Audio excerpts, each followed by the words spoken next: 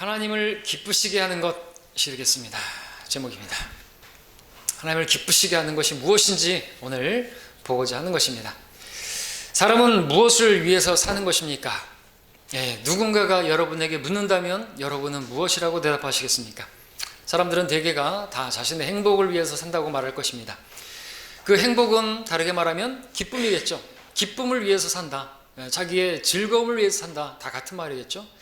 자신이 기뻐하는 그 일을 위해서 지금 현재 어떤 것을 준비하고 있고, 돈을 버는 것도 결국 자기의 기쁨을 위해서, 그렇죠? 무엇을 하든지 장가 가는 것이나 시집 가는 것이나 사고 파는 것이나 무엇을 하든지 다 우리는 하나님의 영광을 위해서, 하나님을 기쁘시게 하기 위해서 하는데, 일반적인 사람들은, 자연인들은 다 자기를 기쁘게 하기 위해서, 자기의 영광을 위해서 살아가는 것을 보게 됩니다. 그러나 우리가 알아야 할 것은 자기를 기쁘게 하는, 나를 기쁘게 하는 그 삶, 거기에는 참된 행복도 만족도 참 기쁨도 없다는 사실입니다. 오히려 더 큰 공허함만 남게 된다는 것, 그것을 성경을 모르는 사람들은 모르죠. 근데 우리는 성경을 보면 알 수가 있습니다. 그것들을 다 얻은 사람이 말합니다. 헛되고 헛되니 모든 것이 헛되도다. 눈으로 보는 것으로 만족하지 못하고 귀로 듣는 것으로 채우지 못한다. 실제로 자기가 다 가져봤는데, 누려봤는데, 얻어봤는데 채워지지 않더라는 것이죠. 무엇이요? 기쁨이. 그러니까 주님이 내 안에 채워지지 않으면, 성령으로 채워지지 않으면 그 다른 것으로 공허함을 채울 수가 없는 것입니다. 그러니까 누가 말했던 것처럼 사람 안은 하나님만이 채울 수 있는 절대 공간이 있다고 말했습니다. 하나님 영으로 채워야 되는 것이죠. 사람 안에 그 영을 지으신 분, 그 영이 성령으로 채워지지 않는 한 절대로 기쁨은 없는 것입니다. 오전에 봤던 사마리아 여인, 바깥에서 사람을 통해서 만족을 얻어보려고, 기쁨을 얻어보려고 했지만 그럴 수가 없었습니다. 롯은 어땠습니까? 롯, 그 자신의 기쁨을 위해서 소돔으로 결국 들어갔지만 베드로후서 2장 7절 말씀에 따르면 그가 혼의 고통을 그곳에 있는 동안 내내 경험할 수밖에 없다고 기록하고 있습니다. 그리스도인은 자기를 기쁘게 하려는 데서 기쁨을 얻을 수 없는 것입니다. 왜 그러냐면 내 안에 계신 주님, 내 안에 성령께서 우리가 그렇게 살 때 슬퍼하시고 신음하시기 때문에 그렇죠. 내 안에 계시는 주님께서 슬퍼하시고 신음하시는데 어찌 내가 항상 기뻐하고 매일 기쁘게 살아갈 수가 있겠습니까? 불가능한 것입니다. 내 안에 주님이 안 계시다고 한다면, 내가 구원받지 않은 사람이라면 그렇게 살아도 되겠지만 우리는 그렇게 살 수가 없는 것입니다. 주님이 내 안에 계시기 때문에. 현실이 이러하다고 한다면 우리는 어떻게 살아야 되는 것인가? 우리의 숙명은 이제 주를 기쁘시게 하는 삶을 살아야 되는 것입니다. 하나님을 기쁘시게 하면요, 그런데 그것이 곧 나의 기쁨이 되는 것입니다. 주와 합하는 자는 한 영이라고 그랬죠.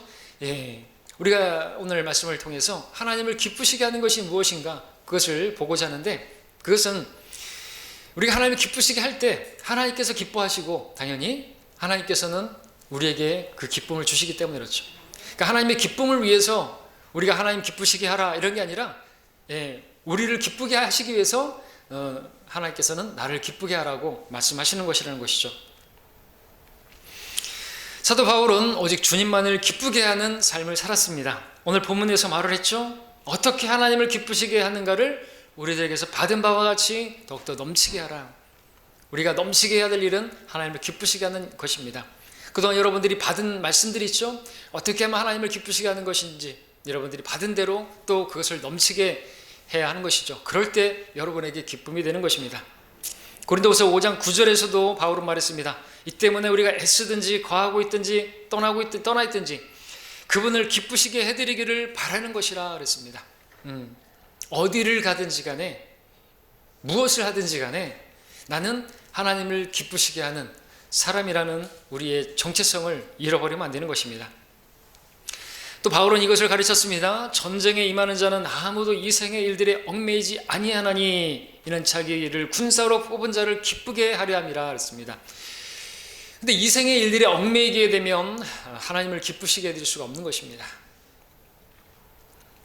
또 에베소 5장 10절에서 말했죠. 무엇이 주를 기쁘시게 할 것인지 입증하라 해서. 네. 우리 삶에서 입증해내야 되는 것이죠. 자, 이런 말씀들을 들으면 혹시 이런 생각이 드십니까? 참 주님은 이기적이시다라고 말이죠. 왜 당신만 기쁘시게 해드려야 된다고 말을 하는 것인가? 우리가 알아야 될 것은 주님을 기쁘시게 할 때 그것이 곧 나의 기쁨이 된다는 사실을 알아야 하는 것입니다.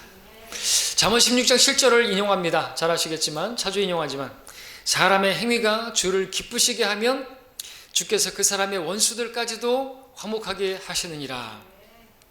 나의 행위가 의로우면요, 내가 주님을 기쁘시게 하는 어떤 행위를 하면요, 그런 의로운 행위를 하면요, 주님께서 그와도 화목을 주신다고 말하고 있습니다. 화평을 주신다고 말씀하고 있습니다. 그러면 어떻게 되는 것이죠? 기쁨이 임하는 것이죠. 의, 화평, 기쁨인 것입니다. 예, 우리가 성령을 따라 행할 때 하나님께서는 우리로 하여금 의롭게 행하는데 그것이 주를 기쁘시게 하는 행위일 텐데, 그러면은 여러분들이 정말 골치 아파하는, 속 썩고 있는 그 사람과도 화목하게 해주신대요. 왼수 같은 그 사람도 나랑 화목하게 되면 거기에 화평이 임하면 거기에 기쁨이 임하는 것이죠. 의와 화평과 기쁨이죠. 여러분 진짜 화평을 원하시지 않습니까? 그렇게 원수와도 화평하게 되면 여러분 기쁘지 않겠습니까? 여러분 우리나라가 원하는 게 뭐예요? 첫째도 소원은, 둘째도 소원은 뭐예요? 평화잖아요. 그죠? 통일이잖아요. 그래서 화평, 그래야 마음이, 그래 두 다리 뻗고 자는 그런, 그죠? 지금은 뭐 그런 것도 불감증이 걸렸지만 전쟁이 언제 일어날지 모르는 우리 그 유교 세대 분들은 밤새 안녕하시냐고, 평안하셨냐, 그죠? 그렇게 중요한 게 화평이라는 것이죠. 이웃과 화평하고, 그러면 거기 기쁨이 있지 않습니까?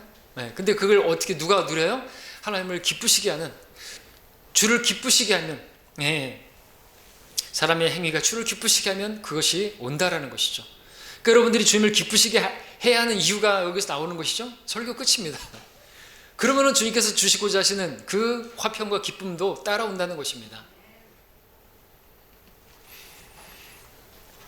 때문에 하나님을 기쁘시게 하는 것을 뒤로 하고 나를 기쁘게 하려고 한다면 그것은 불가능한 그런 행위를 하는 것이에요.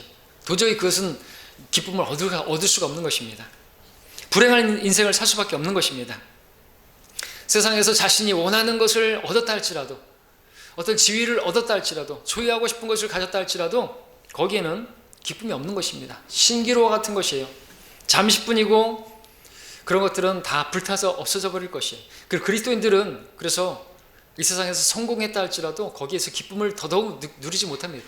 그거는 세상 사람들도 얻지 못하는데 그리스도인들은 더욱 그러하다는 것이죠.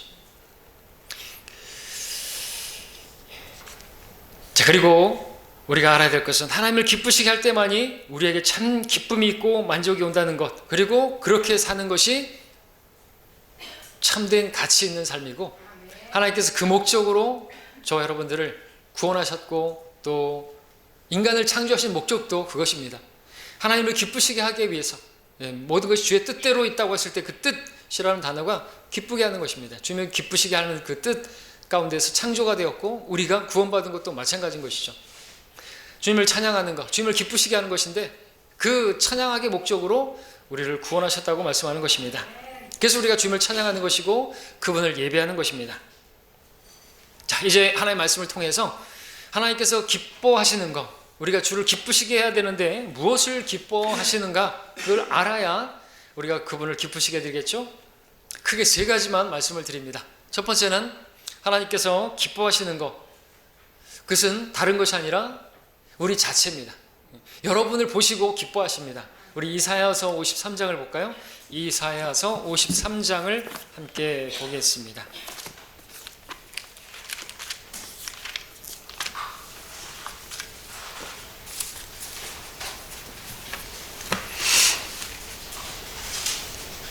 이사야서 53장 잘 아시는 것처럼 우리 주 예수 그리스도의 십자가, 그 순환, 고난 당하시고 죽임 당하시는 그 예언이죠. 복음입니다. 이사야서 53장 2절 3절을 읽겠습니다. 이는 그가 그 앞에서 연한 싹 같고 마른 땅에서 나온 뿌리같이 자랄 것이며 그는 모양도 우아함도 없으시니 우리가 볼 때에 그를 흠모할 아름다움도 없습니다. 그는 사람들에게서 멸시받고 거부되었으며 슬픔의 사람이요 질고에 익숙한 사람이라. 우리가 우리의 얼굴을 그로부터 숨긴 것 같이 그는 멸시받았고 우리는 그를 존중하지 아니하였도다. 온 우주의 주인이신 그분께서 더럽고 천한 사람으로 이 땅에 오셨습니다. 천한 사람들 중에서도 가장 낮은 그러한 사람 모습으로 오셨습니다. 말구유에서 냄새나는 그곳에서 가장 가난한 집에서 태어났고 고생하시면서 우리가 나를 기쁘게 하며 살아갈 때 우리 주님께서는 슬픔의 사람이 되셨고 질고에 익숙한 사람으로 멸시를 당하시고 거부되시는 그러한 분으로 이 땅에 오셨습니다. 자, 5절부터 7절까지도 읽습니다. 그러나 그는 우리의 허물로 인하여 상처를 입었고 그는 우리의 죄악으로 인하여 상하였도다. 우리의 화평을 위한 징계가 그에게 내려졌고 그가 맞은 채찍으로 우리가 치유되었도다. 우리는 모두 양같이 길을 잃어 각자 자기의 길로 돌이켰으나 주께서는 우리 모두의 죄악을 그에게 지우셨도다. 그는 억압을 당하고 고난을 당하여도 그의 입을 열지 아니하였으니 그가 어린 양처럼 도살장으로 끌려가며 또 털 깎는 자들 앞에 양이 말이 없듯이 그가 자기 입을 열지 아니하는도다. 자, 우리가 우리를 기쁘게 하기 위해서 그렇게 죄를 짓고 그렇게 죄를 지었는데 내가 지은 죄로 인해서 징계는 주님이 받으셨습니다. 죄와 허물은 나에게 있는데 채찍을 주님께서 맞으셨습니다. 우리는 우리 각자의 길로 내가 기뻐하는 길로 가고 있었을 때 주님께서는 억압을 당하시고 고난당하는 길을 가셨습니다. 우리가 우리의 권리를 주장하고 내 목소리를 높일 때 주님께서는 아무 말도 안 하시고 모든 부당과 그러한 부당한 재판을 받으시고 고난을 당하셨습니다.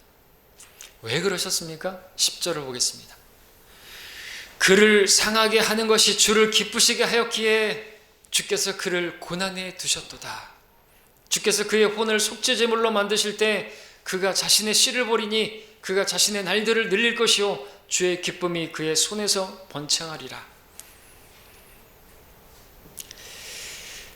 하나님 아버지께서 아들을 고난에 두셨는데 상하게 하셨는데 그걸 기뻐하셨다고 말씀하고 있습니다. 십자가의 그 고난뿐만 아닙니다. 주께서 그의 혼을 바로 예수 그리스도의 혼을 속죄 제물로 만드셨다고 했는데 혼의 고통, 그것은 지옥에서의 고통인 것입니다. 우리 주 예수님께서는 사흘낮 사흘밤을 지옥에 갔다 오신 것이 내가 받아야 할 죄에 대한 심판 그 형벌을 받으시기 위해서 지옥에서 그 모든 죄들을 거기에서 태우신 거예요. 자신의 혼으로 말이죠. 이렇게 우리를 사랑하신 분이 우리 주님이신 것입니다. 자, 하나님께서 무엇을 기뻐하셨습니까? 아버지께서 기뻐하신 것이 무엇입니까? 아버지께서 아들을 얼마나 기뻐하십니까? 이는 내 사랑하는 아들이요 그 안에서 내가 매우 기뻐하노라 하셨던 그 사랑하는 아들을 상하게 하는 것이 아버지께서 기뻐하신 일이라고 말씀하고 계시는 것이죠. 무엇 때문에 그 아들을 상하게 하시고 고난에 두시고 그것을 기뻐하셨다라는 것입니까? 다른 게 아니라 바로 구원받게 될 저와 여러분들, 얻게 될 저와 여러분들을 바라보시고 그것을 기뻐하셨다고 말하는 것이죠. 어머니들도 그 죽을 것 같은 고난, 그 산고의 고통을 어떻게 견디시죠? 태어나게 될 아기를 바라보면서, 그죠? 우리 주님께서도 십자가를 지신 것이 자기 앞에 놓인 즐거움을 위하여 그 수치를, 그 고난을 견디셨다고 말하고 있지 않습니까? 우리 어머니들, 아이들, 태어날 아이를 바라보면서 그걸 견뎌내지 않습니까? 그리고 그 아이를 보면서 기뻐하지 않습니까? 하나님 아버지께서 바로 여러분들을 기뻐하시기 위해서 사랑하는 아들을 고난에 두셨다고 말하고 있습니다. 그러니까 하나님께서는 여러분들을 기뻐하세요. 여러분들을 보실 때, 그 아들의 죽음을 통해서 태어난 여러분들을 보실 때 너무나 기뻐하시는 것이죠. 우리가 죄인이었고 원수였을 때 하나님께서는 우리를 사랑하셔서 원수인 우리들을 위해서 사랑하는 아들을 십자가에 넘기셨습니다. 사랑하는 아들이 멸시와 천대와 고난을 당하시는 걸 보면서도 기뻐하셨다고 말씀하시는데 우리를 얻을 것을 보시고 기뻐하셨다는 것이죠. 스파냐 3장 17절을 제가 읽겠습니다. 내 가운데 계신 주 너의 하나님은 능력이 있으시니 그가 너를 구원하실 것이요 그가 기쁨으로 너를 즐거워하시리로다. 그는 그의 사랑 가운데 안식할 것이요 그는 노래로 너를 기뻐하시리로다. 구원하는 능력이 있으신 그분, 그가 너를 구원하실 것이고 그가 기쁨으로 너를 즐거워하리라고 말씀하는 것이죠. 구원하시고 기뻐하시는 것입니다. 누구를요? 저와 여러분들을 말입니다. 이렇게 사랑하시는, 그렇게 우리를 보시면서 기뻐하시는, 우리를 그렇게 구원하시기 위해서 엄청난 대가를 지불하신 그분을 위해서 우리가 사는 것이, 그분을 기쁘시게 하는 그 삶은 절대로 그분께서 이기적인 것도 아니고 우리에게 손해보는 것도 아닌 것입니다. 우리를 낳으시기 위해서, 우리를 얻기 위해서 엄청난 대가를 지불하신 분이십니다. 그분을 기쁘시게 하는 것은 절대 우리에게 손해가 아니고 그것은 매우 가치 있는 일인 것입니다. 그리고 우리를 이렇게 우리 자신을 기뻐하시는 그분을 우리가 기쁘시게 드린다면 그것은 너무나 도리에 맞는 것이죠. 마치 자녀들이 부모를 기쁘게 해야 하는 것과 마찬가지인 것입니다. 아니, 그 자기를 낳기 위해서 얼마나, 또 그 자기를 양육하기 위해서 얼마나 고생하고 했는 부모인데 말이죠. 그분을 기쁘시게 해드리지 않고 여전히 자기를 기쁘게 하기 위해서 성인이 되었는데도 불구하고 자기를 기쁘게 하기 위해서 그렇게 살아간다든지, 그럼 그건 그래도 불효도 없는 것이죠. 배은망덕도 없는 것이죠. 그래서 우리는 주를 기쁘시게 해야 되는 것이죠. 나를 기뻐하시는 분을 기쁘시게 해드리는 것이 당연한 것입니다. 자, 우리를 보실 때 기뻐하십니다. 하나님을 기쁘시게 하는 것이 무엇인가를 보고 있습니다. 하나님께서는 다른 무엇을 보고 기뻐하시는 게 아니라 여러분을 보고 기뻐하시는 것입니다. 비록 여러분들이 잠시 어그러진 길을 간다 할지라도, 죄에 넘어진다 할지라도 하나님께서는 여러분들을 향한 사랑을 끝내지 않으시고 변함없이 사랑하시는, 끝까지 사랑하시는 그런 분이신 것입니다. 이사야서 49장을 볼까요? 우리가 어리석게 행할 때조차도 우리를 사랑하시고 마치 부모가 자녀를 바라보듯 바라보시는 분이 우리 하나님이신 것입니다. 이사야 49장 15절 16절입니다. 여인이 자기의 젖먹이 아이를 잊을 수 있겠으며 자기 태에서 난 아들에게 동정하지 않겠느냐. 정녕 그들은 잊을지라도 나는 너를 잊지 아니할 것이라. 보라, 내가 너를 내 손바닥에 새겼으니 너의 성벽이 계속해서 내 앞에 있으리라 말씀하고 있습니다.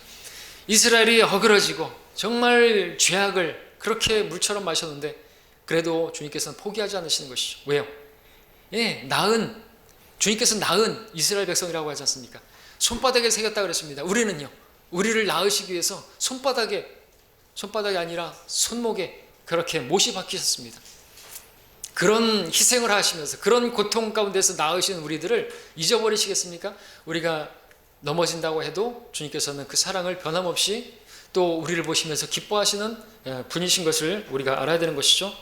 주님께서 우리가 잠시 잘못된 길을 걸어가다 한다 할지라도 우리가 돌아오기만을 기다리시고, 그리고 언제든지 돌아오면 주님께서는 묻지도 따지지도 않으시고 기뻐하시는 분이십니다. 잃어버린 양의 비유가, 잃어버린 은전의 비유가, 돌아온 탕자의 비유가 그것을 우리에게 가르쳐주고 있지 않습니까? 찾기만 하면, 돌아오기만 하면 기뻐한다고 세 비유를 통해서 말씀해 주시지 않았습니까? 하나님께서는 우리를 기뻐하십니다. 우리의 어떠함과 상관없이 예수 그리스도로 말미암아 우리를 있는 모습 그대로 사랑하시고 받아주시는 분이십니다. 이렇게 우리를 사랑하시는 우리 하나님을 우리도 사랑하고, 이렇게 우리를 기뻐하시는 하나님을 우리도 기쁘시게 해야 되지 않겠습니까? 하나님을 기쁘시게 하는 삶은 절대로 손해보는 일이 아닌 것입니다. 주님께서는 온 우주에서 가장 값비싼 그런 손해를 보시면서 우리를 사셨습니다. 그리고 우리를 보시면서 기뻐하십니다. 하나님을 기쁘시게 하는 삶은 이 세상에서 가장 복되고 값진 삶이라는 것을 믿으시기를 바랍니다. 두 번째, 하나님을 기쁘시게 하는 것은 무엇인가? 그것은 하나님께서 기뻐하시는 우리에게서 믿음을 보신다면 하나님께서 기뻐하십니다. 히브리서 11장 6절을 보겠습니다. 하나님께서 기뻐하시는 여러분들인데요, 여러분 그냥 모습만 봐도 기쁘신데요, 여러분에게서 믿음을 보시면요 너무나 기뻐하시는 것입니다. 잘 아시는 말씀 히브리서 11장 6절의 말씀이죠.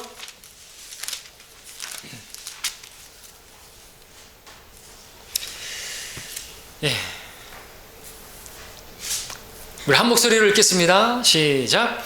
그러나 믿음이 없이는 하나님을 기쁘시게 할 수 없나니 하나님께 나아가는 자는 그분이 존재하시는 것과 그분이 자기를 열심히 찾는 자들에게 보상하시는 분이심을 마땅히 믿어야 하느니라. 믿음이 없이는 하나님을 기쁘시게 할 수 없다 말씀하고 있습니다. 우리는 하나님을 기쁘시게 해야만 합니다. 믿음은 세상을 이기는 것이죠. 우리의 삶을 손들이치 변화시키는 능력입니다. 믿음은 단지 마음에서만 머무는 그런 느낌이나 감정이 아니라 우리로 하여금 움직이게 만드는, 행동하게 만드는, 어떤 행위를 만드는 그런 원동력인 것입니다. 여기 히브리서 11장에 나오는 믿음의 사람들이 그러했죠. 이들은 믿음으로 하나님을 기쁘시게 하였던 사람들입니다. 11장 5절을 보시면 믿음으로 에녹은 죽음을 보지 않고 옮겨졌으니 하나님께서 그를 옮기셨으므로 다시 보이지 아니하니라. 그는 옮기우기 전에 하나님을 기쁘시게 하였다는 이 증거를 지녔느니라. 에녹은 하나님을 기쁘시게 하는 그런 삶을 살다가 간 것이죠. 또 어떤 증거들이 기록되어 있습니까? 믿음으로 노아는 온 세상 사람들이 조롱하고 비웃고 그래도 120년 동안 꿋꿋하게 방주를 지으면서 의와 심판을 선포했던 믿음의 사람이었습니다. 믿음으로 아브라함은 부르심을 받았을 때 어디로 가야 하는지도 모른 채 길을 떠났고, 믿음으로 모세는 이집트의 부하들을 거절하고 하나님의 백성과 함께 고난받는 길을 선택했다고 또 말씀하고 있습니다. 이처럼 믿음은 하나님께 순종하게 하는 것이고 그렇게 움직이게 만드는 힘인 것입니다. 자, 저와 여러분이 하나님 믿는다고 하지만 우리의 삶에 변화가 없고 또 어떤 선한 행위를 하게 하는 것이 없다면 우리의 믿음은 문제가 있는 것입니다. 그것은 성경이 말하는 믿음이 아닌 것이죠. 구원 받을 때는 행함이 없는 믿음이 구원을 줍니다. 그러나 구원받은 이후의 믿음은 행함이 있어야 그걸 믿음이라고 말하고 있는 것입니다. 자, 우리가 하나님의 말씀을 믿는다면, 믿음으로 받았다면 하나님의 말씀과 결합되는 그 믿음은 반드시 살아 역사합니다. 하나님의 말씀은 살아있기 때문에 하나님의 말씀을 믿음으로 받아들인 사람은 활동하는 역사가 있게 된다는 것이죠. 증거가 있게 된다는 것입니다. 그래서 믿음이 있으면, 믿음 있는 성도는 홍해바다와 같은 그런 어려움이 내 앞을 가로막는다 할지라도 믿음 있는 사람은 그 홍해바다 가운데를 뚫고 지나가는 그런 사람이 되는 것입니다.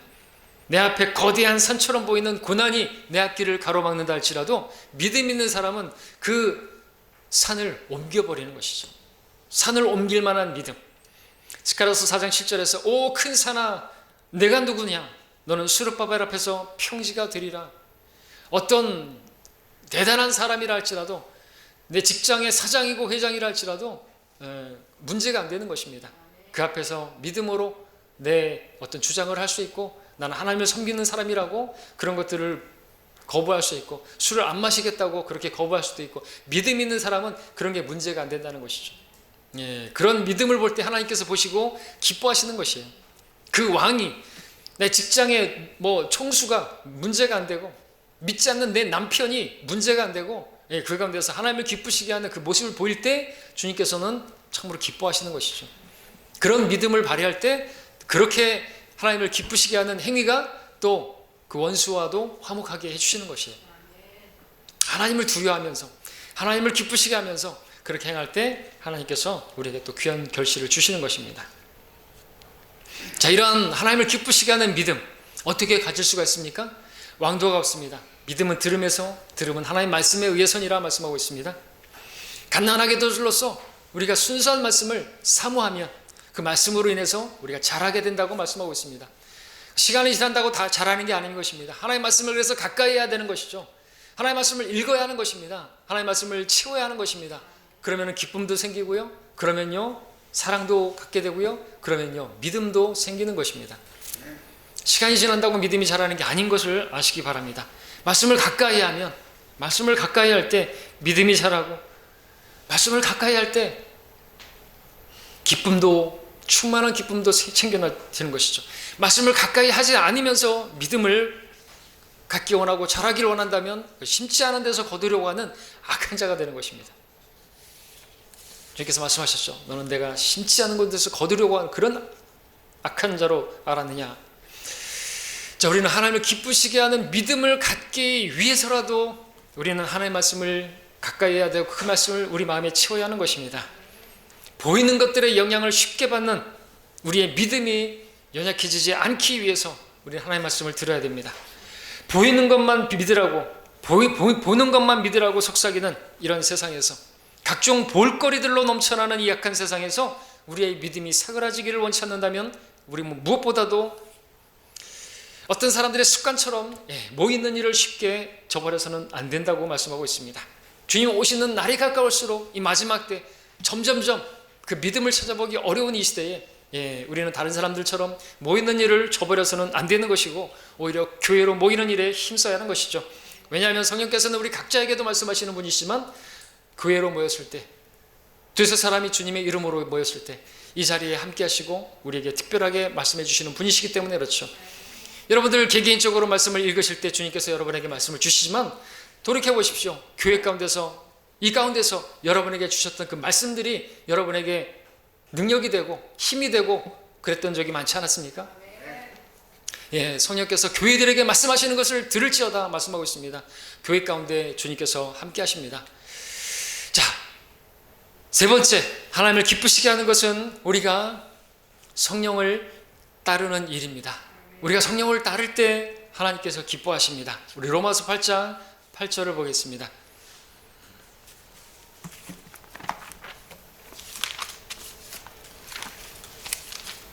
8장 8절 말씀입니다.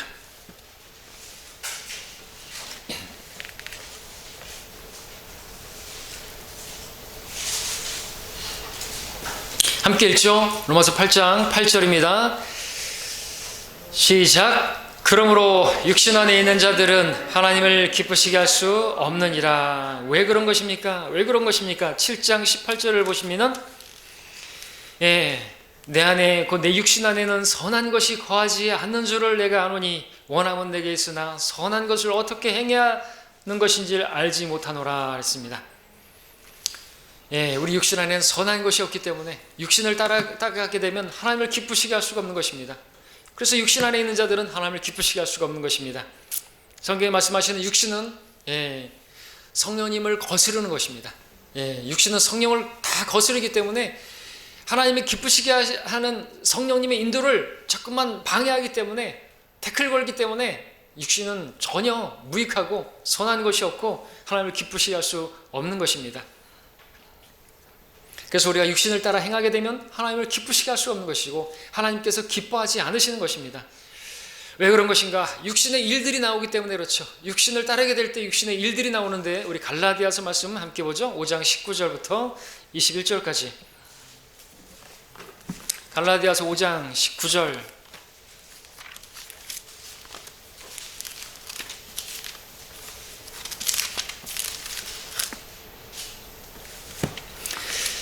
육신을 따를 때 육신의 일들이 나타나는데 19절에 이제 육신의 일들은 분명히 나타나나니 곧 간음과, 그러니까 육신을 따를 때 분명하게 이런 일들이 나타난다는 말입니다. 간음과 음행과 더러운 것과 음욕과 우상숭배와 마술과 원수매짐과 다툼과 질투와 분노와 투쟁과 분열과 이단들과 시기와 살인과 술취함과 흥청거림과 그와 같은 것들이라 말하고 있습니다. 자, 그러면은 하나님의 나라를 상속받지 못한다 그랬습니다. 우리가 유업을 받지 못하는 것입니다. 우리 형제님 아까 기도할 때 우리가 상급을 위해서 달려간다고 그러는데 육신을 따르게 되면 상급을 다 잃어버리는 것입니다. 어찌 이런 일들을 행하는데 상급이 있을 수가 있겠습니까? 구원을 잃어버리지 않습니다. 상급을 잃어버려요. 우리의 문제는 상을 잃느냐 상을 얻느냐, 우리 믿음의 길인 것입니다. 자, 이런 열매를 맺는데 어찌 하나님 기뻐하실 수 있겠습니까? 그래서 하나님께서는 우리가 육신을 따르는 것을 기뻐하지 않으시고 성령을 따르면 기뻐하시는 것입니다. 왜냐하면 열매가 다르기 때문에 그렇죠. 어떤 열매가 맺혀집니까? 갈라디아서 5장 22절 23절. 그러나 성령의 열매는 사랑과 기쁨과 화평과 오래 참음과 친절과 선함과 믿음과 온유와 절제니 그러한 것을 반대할 법이 없느니라 말씀하고 있습니다. 성령을 그렇게 따르게 되면요, 육신이 아무리 반대를 한다 할지라도 반대할 것이 없다는 것이죠. 거침이 없습니다. 하나님을 기쁘시게 하는 일에 있어서 반드시 열매를 거두게 된다는 것이죠. 자, 근데 여러분, 성령의 열매 가운데 두 번째가 뭐죠? 기쁨이죠. 감지하셨습니까? 왜 주님께서 우리가 육신 안에 있지 아니하고 육신을 따르지 않고 성령에 따라 살기를 바라시는지 눈치채셨습니까? 우리에게 기쁨을 주시기 위해서예요. 하나님께서 우리에게 성령을 따라 살라고 말씀하시는데, 그리고 그 삶을 주님께서 기뻐하신다고 말씀하셨는데, 사실 그것은요, 하나님께 기쁨이 되기보다는 여러분들이 기뻐하기를 원하셔서 여러분에게 기쁨을 주시기 위해서, 야야 글로 가봐야 소용없다, 육신을 따라서 그 소욕을 쫓아서 정욕을 쫓아서 욕심을 부리고 그래봐야 소용없다, 거기에 기쁨 없다, 여기 있다 저기 있다가 아니고 거기 없고 여기 있다는 거죠. 우리 성령 안에서 기쁨이 있어요. 성령을 따를 때 기쁨이 있다고. 그래서 육신 안에 있는 자들은 하나님을 기쁘시게 할 수 없다고 말씀하고 있는 것이죠. 그러니까 성령을 따르라고 말씀하시는 것이, 여러분, 부모가 자녀들에게 잔소리하는 모든 것들은 다 그 자녀들을 위한 거 아닙니까? 그렇죠? 정말 자녀들이 잘 되기를 바라고 기뻐하길 바라서 아버지께서도 그렇게 말씀하시는 거라는 것이죠. 아버지 좋자고 그렇게 명령하시는 게 아닌 것입니다. 성령을 따르라고. 헛된 것이니까, 바깥에는 아무것도 없으니까. 하나님께서는 우리를 위하시는 분이십니다. 우리 육신의 부모도 자녀들을 위해서 좋은 것을 줄 알거든, 악한 우리라 할지라도 그런 것을 줄 알거든, 하물며 선하신 아버지시야 더하지 않겠냐고 말씀하시죠. 오늘 여러분을 돌아보시기 바랍니다. 나에게 기쁨이 없다고 한다면 무엇 때문인 것입니까? 돈이 없었습니까? 먹고 마실 게 없었습니까?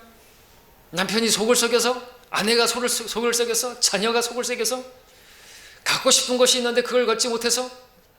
그럴 수도 있겠지만 그런 것들은 본질이 아닌 것입니다. 그런 것들이 있게 되고 소유하게 되고 그 사람이 변하게 되고 그래도 거기에는 참된 것이 아닌 것입니다. 그런 것들이 갖춰진다 할지라도 참 기쁨을 줄 수 있는 분은 오직 우리 안에 성령님이시기 때문에 그렇습니다.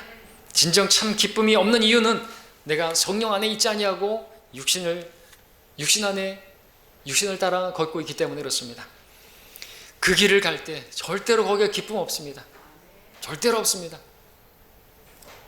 하나님의 말씀을 의지해서 100% 제가 단언컨대 거기에는 기쁨이 없습니다. 만족이 없어요. 행복이 없습니다. 육신 안에 있는 사람들이 하는 육신적인 말들에 속지 마십시오. 사람들이 보라 여기 있다 또는 보라 저기 있다 라고도 말하지 못하리니, 이는 하나님의 나라가 너희 안에 있기 때문이라. 육신적인 사람들은 말한단 말이죠. 보라 여기 있다 저기 있다. 속지 마십시오. 하나님의 나라가 우리 안에 있습니다. 하나님의 나라가 우리 안에 성령님이 계십니다. 성령님을 따라 살게 되면 하나님 나라가 내 안에 임하는 것이에요. 하나님께서 하나님의 나라에 사는 것이에요. 우리 하나님 나라에 거듭 들어갔잖아요.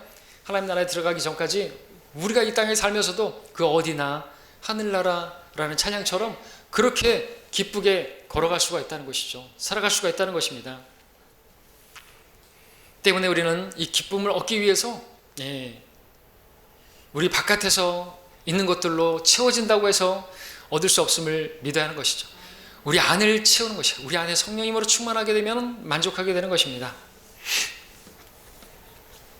주님께서 말씀하셨죠. 누구든지 목마르거든 내게로 와서 마시라. 나를 믿는 자는 성경이 말씀하신 것과 같이 그의 배에서 생수의 강들이 흐르리라 말씀하셨습니다. 이 생수는 무엇입니까? 그 다음 절에서 말씀하시기를 이것은 주께서 자기를 믿는 사람들이 받게 될 성령을 말씀하신 것이라. 여러분 성령을 다 받으셨죠? 그렇다면 여러분 기쁨이 있으시겠죠? 없으시다면 왜 없는 것입니까? 다른 이유가 아닌 것이죠. 지금 세 번째 말씀을 보고 있죠? 성령을 따르지 않고 있다라는 것입니다. 육신 안에 있기 때문이라는 것이죠. 육신 안에서는 하나님을 기쁘시게 할 수 없다는 것입니다. 왜냐하면 이라고 또 말하면 그것은 우리가 육신 안에서 행하고 있을 때 우리 안에 계시는 분이 기뻐할 수 없기 때문에 그렇습니다. 저도 말씀드렸던 것처럼 내 안에 계시는 그 분께서 기뻐하지 못하는데 내가 어찌 기뻐할 수가 있겠냐는 것입니다. 그러나 내가 성령 안에서 행하게 되면 하나님께서 기뻐하시고, 하나님께서 기뻐하시면 우리도 기쁜 것이고, 하나님께서 우리에게 그 기쁨을 주시기 위해서 성령 안에서 성령을 따르라고 말씀해 주시는 것입니다. 그러므로 하나님께서 기뻐하시는 여러분이 되시도록 성령을 따르시길 바랍니다. 하나님께서 기뻐하시는 여러분이 될 때 여러분도 기뻐할 수 있음을 믿으시기 바랍니다. 말씀을 맺겠습니다. 우리는 하나님을 기쁘시게 하는 인생을 살 때 가장 성공적이고 만족하고 행복할 수가 있습니다. 주님께서는 우리 자체를 보시고 그대로 사랑하시고 기뻐하시는 분이십니다. 어머니는 젖먹는 아이를 잊을지라도 우리 하나님은 우리를 절대로 잊지 않으시고 손바닥에 새겨두셨다고 말씀하고 있습니다. 아버지가 자녀를 불쌍히 여기는 것 같이 하나님께서는 우리를 불쌍히 여기시고, 우리가 잠시 넘어졌다 할지라도 하나님께 가기만 하면, 다시 주님께로 향하기만 하면 우리를 기뻐하시는 분이십니다. 하나님께서는 우리로 인해서 기뻐하시는 분이십니다. 특별히 우리에게서 믿음을 볼 때 기뻐하신다고 했습니다. 하나님의 말씀을 믿는 믿음, 우리의 믿음, 우리의 삶을 변화시키고, 그 믿음은 온전히 하나님을 향하게 하는 믿음인 것입니다. 썩어질 세상을 바라보지 않고 그 세상을 사모하지 아니하고 하나님을 사모하게 하는 것이 믿음이기 때문에 그렇습니다. 그리고 그 믿음이 하나님을 기쁘시게 하기 때문에도 그렇습니다. 또 주님께서는 우리가 성령 안에서 행하는 것을 기뻐하신다고 했습니다. 성령을 따라 살 때에 많이 주님을 기쁘시게 할 수 있기 때문에 그렇습니다. 그것은 주님을 기쁘시게 하기 위해서가 아니라 저와 여러분들이 정말 기뻐하는, 하나님께서 아담을 이불을 지으시고 어디에 두셨다 그랬습니까? 수요일 말씀 들으셨죠? 에덴, 기쁨이라는 그 기쁨의 동산에서 주님과 교제하시고 그들을 바라보시면서 기뻐하기를 원하셨던 것입니다. 하나님께서는 여러분을 보시고 기뻐하시기를 원하셨고, 그래서 오늘 여러분에게 말씀해 주시는 것입니다. 하나님을 기쁘시게 하는 길은 다른 데 있지 않고 성령을 따라 행할 때 거기에 기쁨이 있다고 말씀해 주고 계시는 것이죠. 그리고 오전에 말씀드렸던 것처럼 그렇게 기쁨의 충만한 삶을 살기 위해서 하나님 말씀을 우리 안에 채울 때 바깥에서는 얻을 수 없는 그것을 우리 안에서부터 채워지게 될 때, 말씀을 채울 때 기쁨을 누릴 수 있다고 말씀해 주시는 것입니다. 그러므로 여러분이 기뻐하기를 원하신다면, 진짜 그것을 추구하신다고 한다면 하나님께서 기뻐하시는 이 모습을 이대로 행하시기를 바랍니다. 하나님께서 여러분을 보시고 기뻐하기를 원하십니다. 기뻐하시는데 여러분이 기뻐하는 모습을 보면서 주님은 기뻐하시는 분이십니다. 이러한 선하신 분을 기쁘시게 해드리는 삶은 마땅하고 그것이 우리를 구원하신 목적이고, 그렇게 살 때 진짜 우리도 기쁩니다. 그 삶을 살고 그런 간증을 남기기를 원합니다. 기도하겠습니다.